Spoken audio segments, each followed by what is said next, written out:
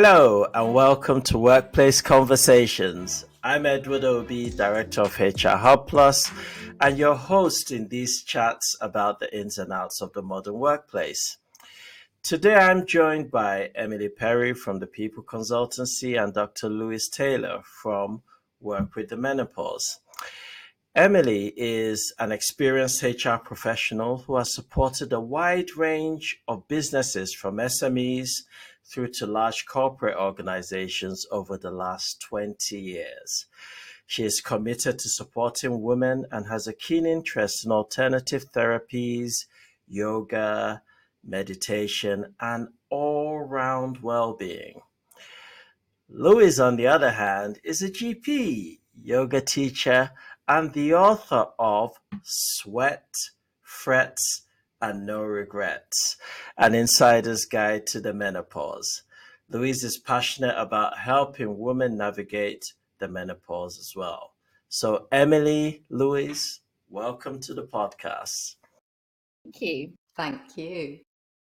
No problem at all. So I'll just start with this brief synopsis. Women over the age of 50 are the fastest growing segment of the workforce, any workforce, and most will go through the menopause transition during their working lives. For every 10 women experiencing menopausal symptoms, 6 say it has a negative impact on their work. With the right support, there's no need for women to press pause on their career during this natural transition.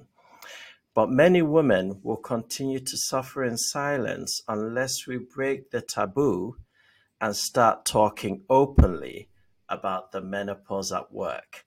And that's why we're having this conversation today. So let's just jump straight into some questions from our listeners and friends. So, ladies, who will go first? Or will you just embrace the question and depending on the question, either of you answer it or? Yeah, let's just do that. We'll go with the flow. Yeah. All right, great. So, starting off with the basics, Karen would like to know why menopause is a workplace issue. Shall I start, Louise?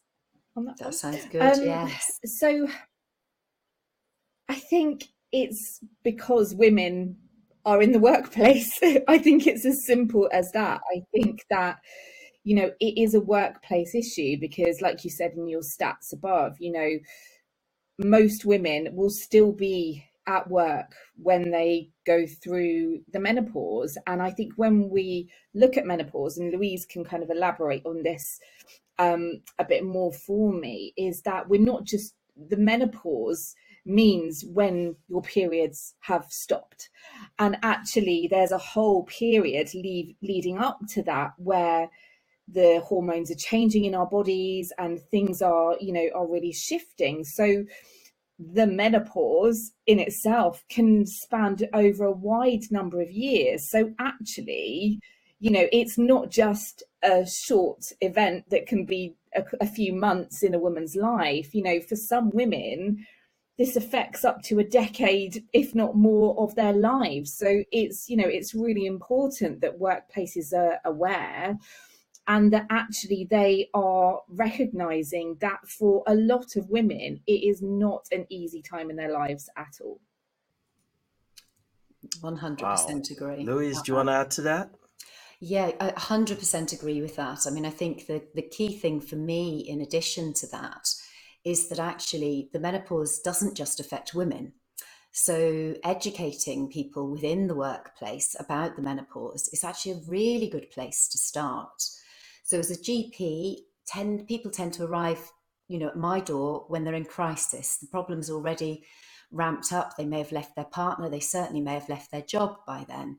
But actually, if we can start making menopause something that we talk about in the workplace, that the children of menopausal women, the partners of menopausal women, the colleagues of menopausal women all start to understand, then actually we open up so much more than just simply the workplace issues that surround the menopause. We actually open up all of the issues and the taboos that surround the menopause.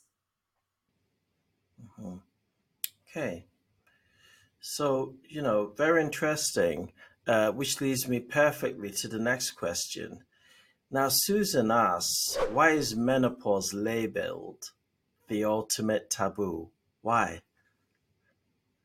It's a natural thing, so why label it? I mean, I think, interestingly enough, the reason this is a taboo subject is it actually reproductive health, the age of reproductive health is still a taboo subject within the workplace. So we don't naturally talk about our periods when we're at work. We don't naturally talk about our miscarriages when we're at work. We're certainly not talking about, whether we're going through fertility treatment at work. So it's not unsurprising that the menopause, which is, yes, a natural change point of our lives, but also happening to someone who's older, has become the ultimate taboo of talking about things at work, but not just, as I've already mentioned, not just at work.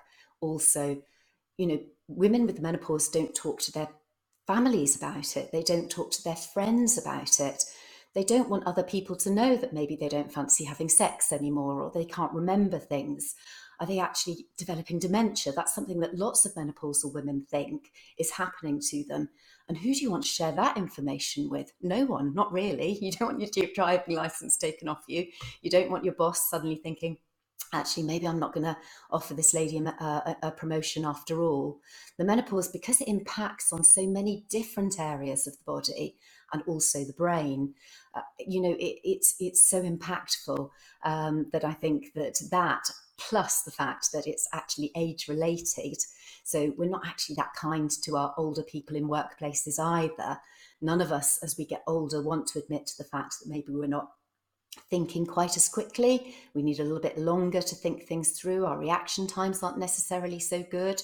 So sometimes the beautiful experience we've brought as we've come through the workplace is then being slightly offset by the fact that we haven't got quite so much energy. We fatigue more easily. We're not quite so able to go out on the big nights out.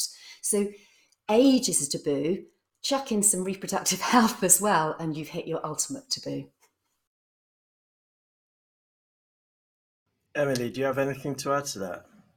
Yeah, I mean, I obviously agree with everything that Louise is saying, and I think that, from my experience of working in HR and sort of working with organisations, we're still in a time where, in my experience, a lot of senior managers and directors in business are men, and it's difficult when you have got no physical understanding and you can't actually relate to what potentially women are going through with these various different sort of health issues. So I think sometimes there's fear and there's embarrassment from directors or senior people within business because they don't know what to say, and that's not necessarily from a place that they don't want to.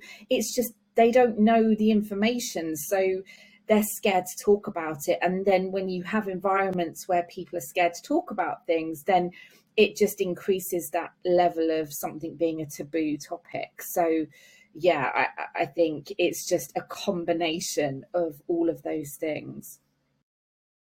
And it's funny that you referred to men in part in that statement, and we'll come to that later on because that's a very, very important focus point, especially within the workplace environment. So we'll go to the next question from Jennifer.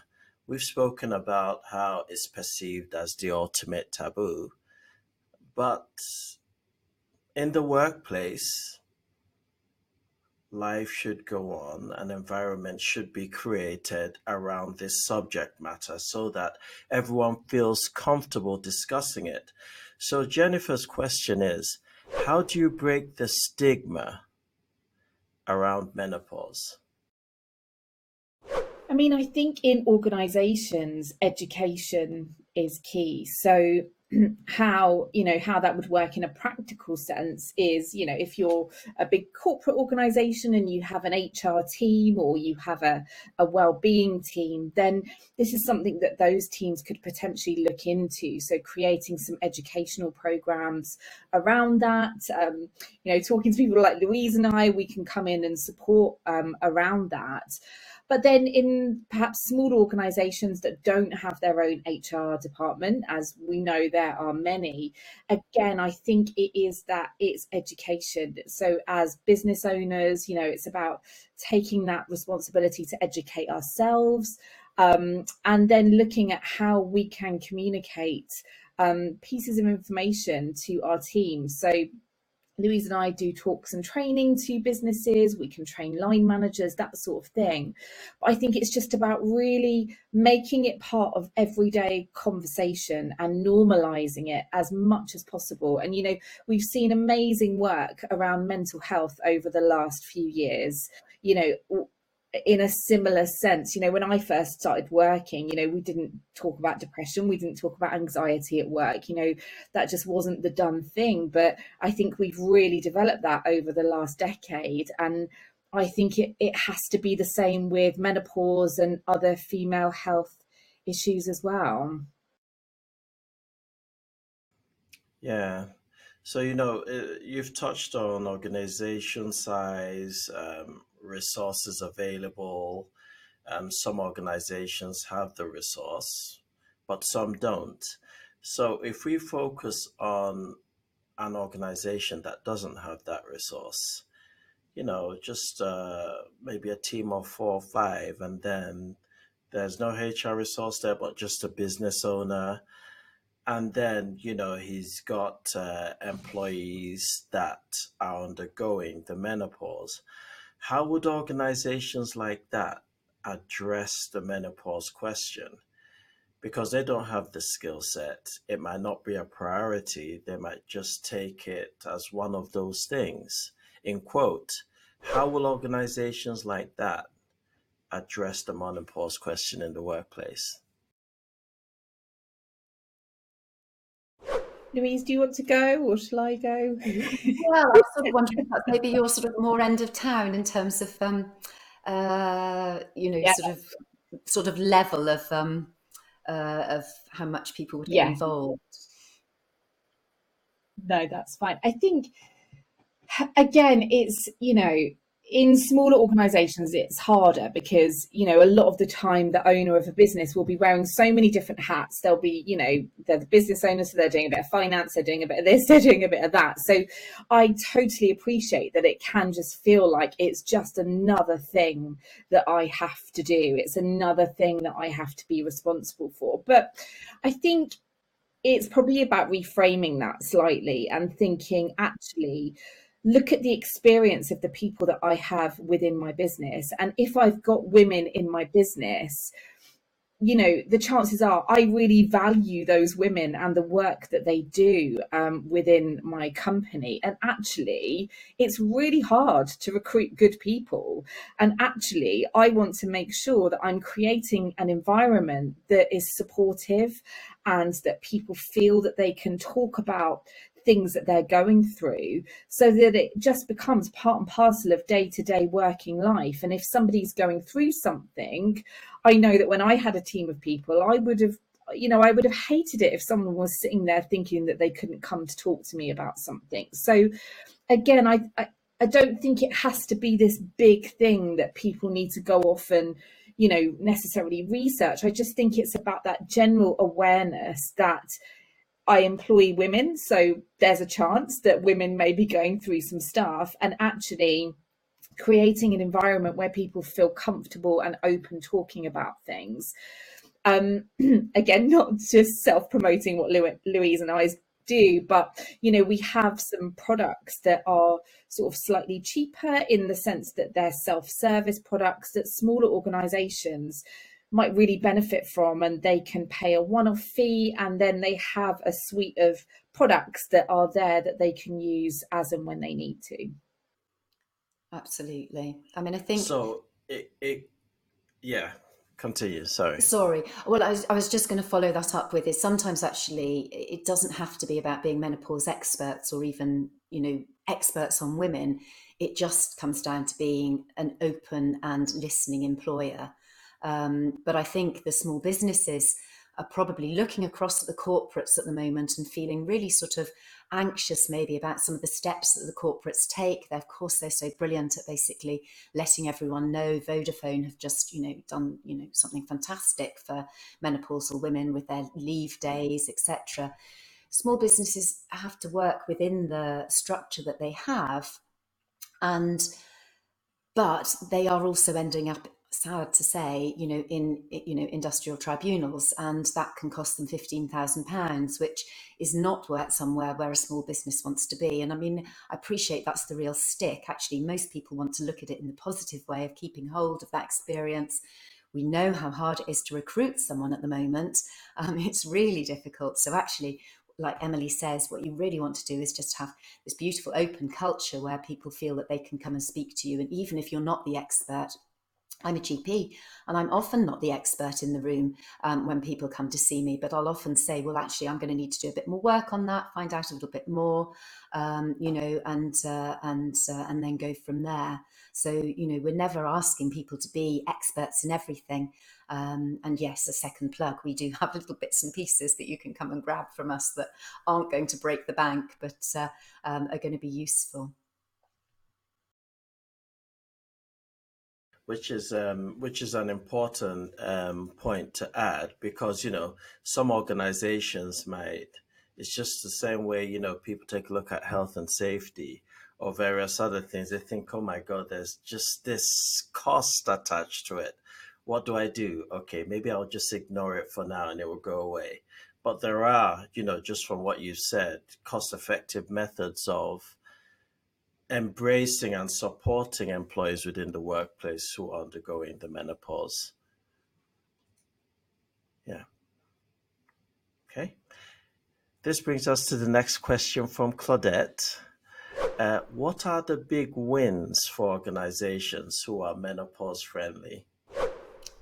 Well, that's the carrot. I mean, I think like we've kind of, yeah. Sorry, Emily. We're both so excited about that one. We had to answer it one.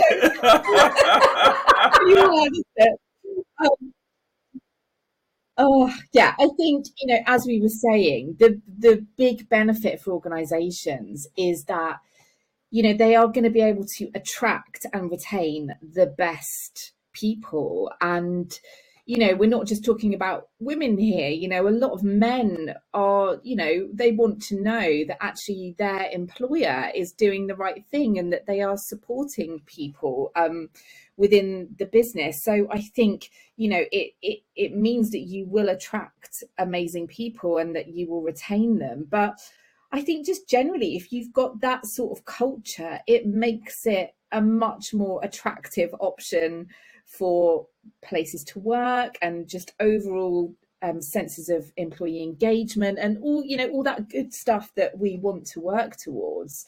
And like Louise said as well, another big win around that is there's less risk that somebody may take you to tribunal because you don't support them. So there is that as well. And I noticed earlier on, before you commented, Emily, that Louise wanted to jump in on that. So maybe, Louise, you've got something to say. Well, it's just such a positive question, isn't it? I mean, this. I'd love the menopause to be about wins, about, companies that just embrace and recognize that they want to keep women working with them. They want to keep that experience and talent. And so for me, the win is that you keep that experience and talent in the building. You've spent goodness knows how many years. You've watched this person flourish. You've seen them hit a certain level, and then suddenly they disappear.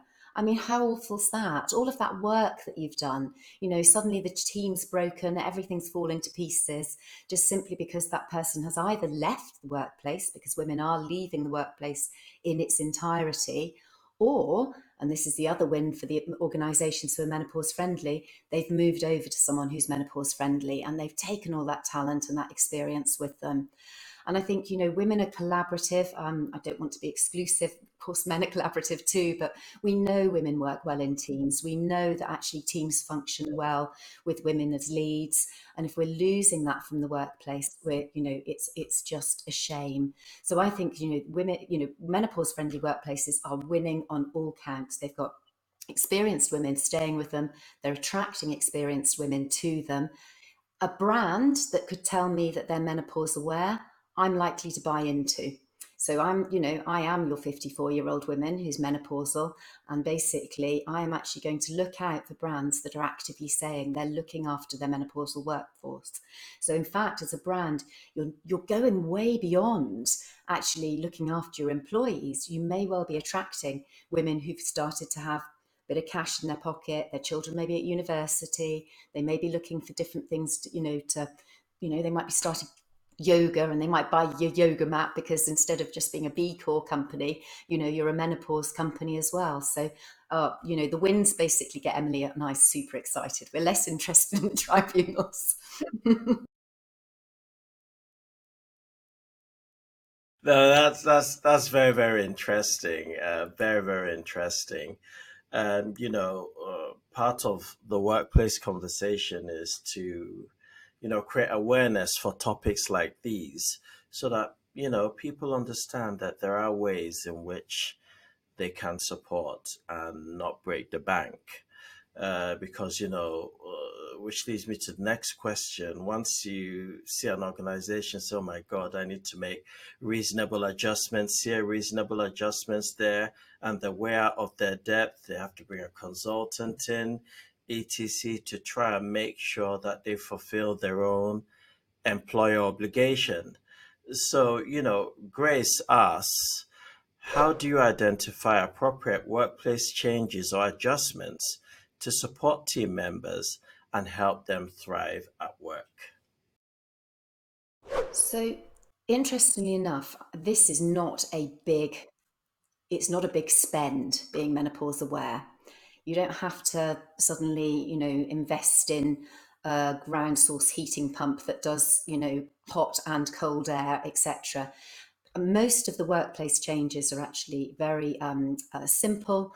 So the biggest adjustment, I think, is just listening and hearing and letting your people be able to speak to you. And so training managers to actually be open and letting staff know that they're able to come and talk about things is the most important adjustment a workplace can make.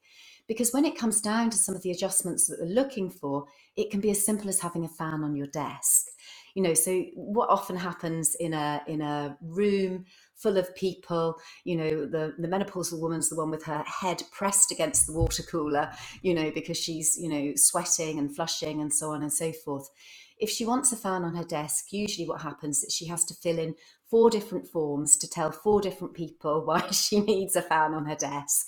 And then she has to, speak to the electricity man and the someone else. And, these are all just, awful, awful hoops to have to jump through in order to get something that will simply make the day a little better, because a fan on the desk will make menopausal flushes last less long and seem easier to deal with. So they're tiny adjustments, some of these things. A little bit of flexible working, for instance. If someone's only had 4 hours sleep the night before, then can they just work from home for the first few hours of the day? Those are the sort of things that we're talking about here. We're not talking about a fortune spent. We're not talking about sort of ergonomic chairs. We're talking maybe a desk closer to toilets. These are the sort of things we're talking about, really. Emily? Yeah, I would just say, I think sometimes, with the media and with the world of sort of HR, there can be the we can catastrophize things and we can make things seem a lot more scary than they actually are. And like Louise said, I think it's, very simple actually. It's about making sure that your people feel comfortable to talk to you and to ask for what they need, because again, from person to person, it's going to be very different. And like Louise said, for somebody it might be as simple as that they need a desk fan. For somebody else it might be that the uniform that they've been provided with, is it possible to have something made from natural fibers so that when they are having flushes that it is not quite as uncomfortable for them. It's little changes that actually can make a massive difference to someone's day. So again, I think it just comes back down to the fact of having that open culture and treating people as adult human beings that are able to ask for what they need. Yeah, that's very interesting. But it takes a specific skill set to do all that, though. That's why you lovely ladies are on the podcast today, to create that awareness and try and make people understand that it's the little things that they can do that won't break the bank. Because I've seen, yeah, sorry. Sorry, Edward. It's not. It is the little things, exactly that. And I think often as line managers, I can understand that it's going to feel like, often you're firefighting, firefighting, firefighting, and taking those time, making your desk somewhere that people can come and sit down and have a private conversation with you, is going to seem overwhelming a lot of the time. But it's significantly more overwhelming to be sort of performance managing someone because they just haven't felt heard and they haven't been able to bring the adjustments that were needed. It's so difficult, though. I totally get that it's difficult. We spend all of our life firefighting as GPs when we know that the best job is doing something slightly different. But yes, if line managers can find that time and be that person and not run to the hills when someone starts mentioning their flushes, then actually that in its own right will then spark the conversation for the next thing that's needed, which is often so simple. Yeah, that's true. I've seen data that says 10% of women stop work totally due to difficulties around menopausal systems. That's a huge number. And this will surely affect the retention rate within organizations, especially when, these women have the required skill set to, support the organizational growth. Now, it will affect the retention rate. That's pretty clear. So, what's your take on how this can be stemmed? What's your take on it?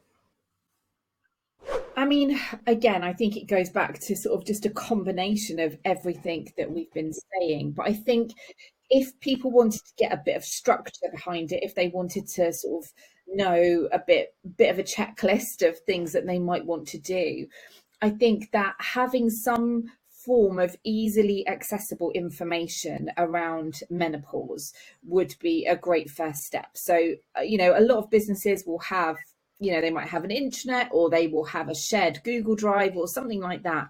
And I think it would be really simple to create a shared folder on there, upload some information and point people in the direction. Say, look, we're building a library of menopause resources, or maybe just general well-being resources, and within that we've got some information on menopause. I think training line managers is a great thing to do as well, because typically your line managers are the ones that are dealing with their team day to day. So having some education and specific training for your line managers on how to have those conversations can be really useful.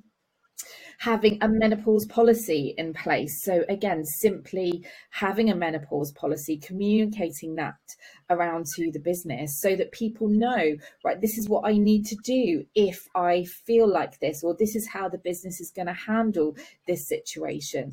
So again, it comes down to that transparency and clarity. But I think sometimes having those a bit of a tick box checks to kind of do can be quite helpful for people as well. And that's why Louise and I set up doing what we do, because, you know, we appreciate that it can be very overwhelming. You know, both of us work within the small business world, so we know that it's not always easy to do this stuff. So yeah, so that was really the reason we started our work together. And how's it been so far? Has the local business community embraced it, or there's still some work to be done? I mean, there's still some work to be done. I mean, we certainly had enormously positive feedback from sort of the awareness stuff we've been doing. I think that's probably been the place that we've probably had the most sort of uptake sort of recently. And I think that's a good starting point actually for businesses, is sometimes just having that awareness chat. They can do it sort of as part of the sort of menopause, you know, International Menopause Day, or International Women's Day, or if they usually have talks for people. But I think what we found is that there probably needs to be a little bit more line manager training alongside that, because we sort of feel a little bit sorry for the lots of these line managers. We're going in and giving these sort of awareness talks, and we're thinking, oh gosh, these poor line managers now don't actually know what to do with that. And that makes me anxious on their behalfs, and we try and hand over as much information as we can under the cover of the awareness tutorials. But so I think again, I suspect it's one of these things that sort of gets pushed onto the back burner a little bit. Okay, well, we've sort of ticked that box. We did our newsletter and we've done our sort of awareness, webinar, and now, and then another sort of period of time passes while people are being overwhelmed with all the other things that they have to do, to keep their business sound and thriving. And actually, the line manager training is probably the key, really. It certainly, for me, feels like the bit that you can make the most mistakes with. That's probably how I would look at it. And certainly the very first tribunal we had in this country was actually with BT, against BT. And unfortunately for the line manager, it was directly as a result of his interaction with the employee that the tribunal was won by the plaintiff. And again, it seems very difficult for line managers to be, the ones who are in that situation if they haven't actually been told what to do next. Yeah, I've read a couple of tribunal cases regarding this, and it is an interesting read, so to say. Um, and you've mentioned it now, and I know Emily mentioned it prior about male line managers. Now, we've got a lot of slack lately about addressing this issue, and some rightly justified. And it brings us to the next question. Why are some women not comfortable speaking about the menopause systems to their male line managers? And male line managers, they've got sisters or wives or nieces that would have gone through this. So, so why are some women not comfortable discussing that? Because, if you've just got a line manager or directors that are just males, how will that be addressed? What do you think, Emily?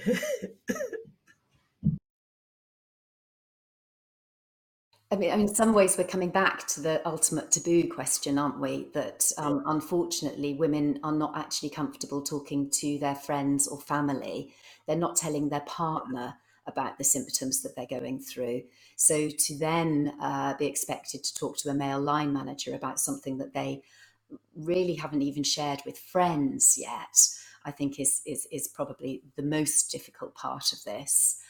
I think that lots of the symptoms are uncomfortable to talk about. Flushing is a horrible thing. It's urinary incontinence, so leaking urine, is not something we all, join a queue for. There are lots of the symptoms that really are really private, and yet do impact significantly on the workplace. So yeah, I'm not in the least bit surprised. That I'd be surprised that any woman was comfortable talking about the menopausal symptoms with a line manager of any sex, if I'm frank. But I suspect it would probably feel a little easier to talk to someone a little older than you, maybe, who's maybe been there before, which is why we talk about menopause champions within a workplace, and actually using or asking people to act like, like the mental health first aiders do, to provide that maybe experience in that first place, that someone might feel a little bit more comfortable about going to speak. And whilst we generally suggest that menopause champions are not people going through the menopause themselves, there is something to be said for it being someone who maybe has been through already, or the partner of someone who's been through already, but they need to be approachable and easy to speak to. But yes, I'm afraid it's going to come a long way before we feel truly comfortable talking about the intricacies of the menopause with anyone. And then, what if there's no one within the organization that fits the criteria for a menopause champion? What happens then? Again, the menopause champion is probably just one of those added extras, a little bit like mental health first aiders are. It's something that you can add if you've got an organisation that can cope with it. It's not something that organisations feel they need to be forced into doing, or should feel upset or worried if they haven't got that opportunity to do it. At the end of the day, what we're really pushing for is that opportunity to make menopause something that's so talked about, so understood, that in fact then it isn't uncomfortable to go and talk to your male, female, younger, older line manager anyway. And in fact then the menopause champion job becomes obsolete anyway, because in fact that's already been achieved, that level of understanding and acceptance. Thank you very much for that, Louise. Emily, do you have something else to add to that? No, I think Louise covered it all really. But yeah, I would just echo that it's just, we have to create cultures where people feel comfortable talking to everyone, regardless of their sex. And, this brings me to the next one. There are various campaigns from several charities for employers to provide menstrual leave for severe pain following a new draft bill in Spain. But in the UK, the only provision is on sick leave. What are your thoughts? Do you think that will trickle in gradually to the UK, or it's left to the organization to decide on how to manage that? I mean, I think, it would be a great thing if it did. And I think that, with all of these things that we're seeing, other countries take the lead on, I think, from my own personal experiences around this, it's really difficult as a woman when, it's not an open culture, or for whatever reason. I used to work in a very male dominated environment in the construction industry, like it's as male dominated as they come. And I used to suffer really badly with painful periods, to the point where, I'd be in board meetings. I was a director, and I'd be in board meetings and I'd have to excuse myself to go out because I felt faint and that I was going to pass out because the pain was that bad. And I think that by, again, creating the conversation around this, talking about that for some women, every month is an extremely difficult time for them. And we're not saying that we want time off. We're not saying that we want to slack, or, to take loads of extra days holiday or whatever it is. It's just about being able to ask for the support that you need when you need it, to allow you to do your job to the best of your ability. So I think when we're given permission to do so, it just makes having that conversation so much easier. And yes, it does force the hand of organisations, because they have to look at policies, they have to look at the legal side of things. But I would much rather it be that this is just creating a wider conversation for people to feel more comfortable and to recognize, not just with female health issues, but with all health issues, that we're all human, and that actually we need environments where we're going to work. We're spending the majority of our time at work. So we need environments where we can ask for what we need and we can talk about the things that we're going through. I totally agree with that. Louise? Yeah, I'm 100% agree with that. I mean, I think again, I'm coming from a place of paradise, but I think when I do appreciate that everyone is firefighting, but yes, wouldn't it be just wonderful that we were kind and open and able to create a culture where everyone was able to work up to their abilities and find ways to flex around other people's not just disabilities, but the yes, the reproductive health cycle, the difficulties that people may have. Gosh, sitting in a chair for 4 hours, we're so unkind, and we just need to be kinder. And I think we are starting down that journey. I think mental health has been really wonderful to see the journey that that's taken within the workplace. And I think if we can extend that kindness and that listening to all aspects of being a human, then actually we were only going to improve how businesses run and their output, and how long we want to work as well. We won't be all rushing for the hills.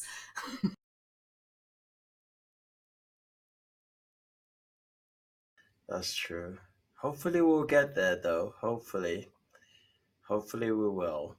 And that's why these conversations are very, very important, so that organizations know how to address things. And if they don't have the resources, signpost to where to look for those resources, and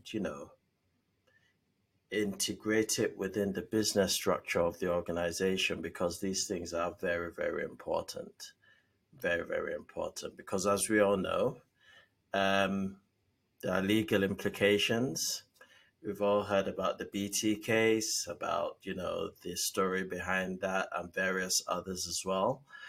Which brings me to this final question: legal implications, because this wouldn't be an effective broadcast if they don't know that there's some sort of accountability. And if they don't, move towards that line, then there are various external resources available to people working within the workplace. Now, the interesting thing about this is, as we all know, the menopause is not a protected characteristics. There has been discussions around trying to make it a protected characteristic, but legal cases relating to the menopause have been brought under age, sex, and disability discrimination legislation.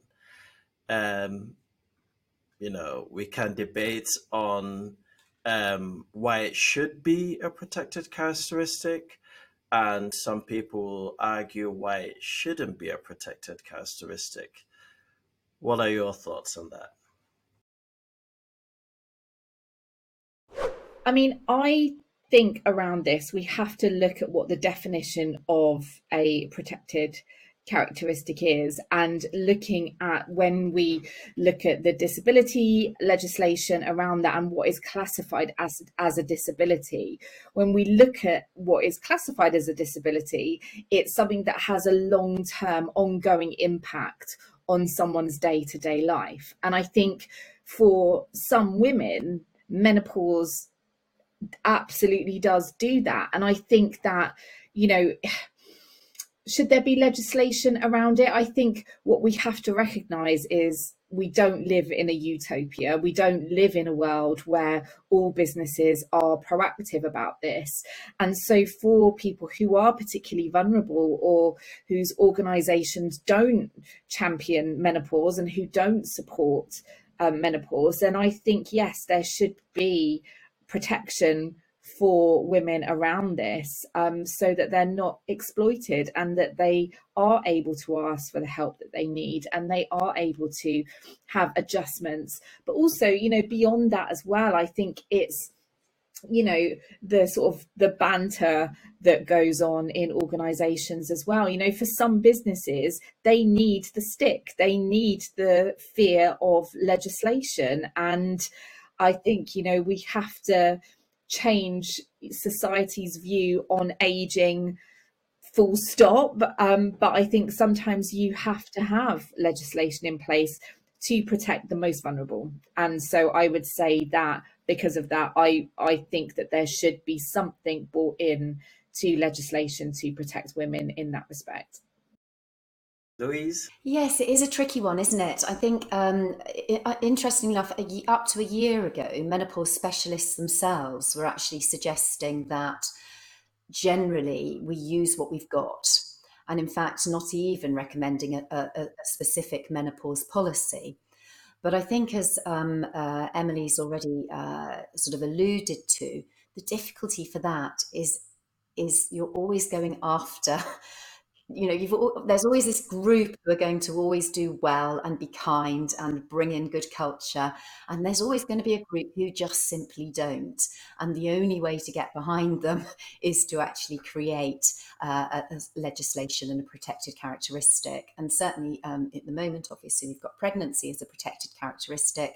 You don't have to prove that you were, to anyone that you were taken advantage of compared with someone else. With the menopause, I think, again, I'm sort of split down the middle a little bit myself. There's part of me that says, gosh, we've got to have something, because otherwise this is going to go on for another 20 years, because although we're talking about it in our echo chamber, this is not happening nationally.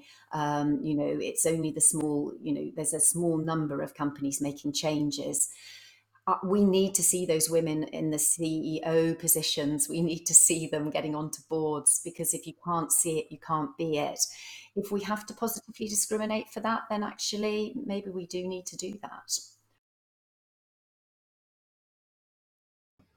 Yeah, it's prior to the podcast today, I saw the news flash breaking news that for now, they're not going to make it a protected characteristic, but maybe in the future they will. And it's concerning. That doesn't mean that organizations are off the hook, because, there are other legal routes that individuals undergoing the menopause can take to bring it in front of an employment tribunal. I've always been of the line of thought that if it has an impact on you long term, it should be protected. But unfortunately, those who make policy decided against that for now. It doesn't mean that it won't be, the campaigns will still be ongoing. Various charities, as we know, various people are bringing it to the forefront, and hopefully, at some point, fingers crossed, they will take a second look at it. They will take a second look at it, because, you see organizations easily, using the get out of jail free card. Well, if it's not a protected characteristic, then, I'm under no obligation to do anything. But, that's where advice, support, and education comes in, to say that doesn't really save you in any event anyway. But we'll see how that goes. We'll see how that I think goes. that's the key, isn't it? It doesn't save anyone, in terms of the fact that, yes, age, sex, and disability have all been used successfully, but it would be nice for women not to have to fight so hard to get what they need. Exactly. Exactly. So, any final words, Emily?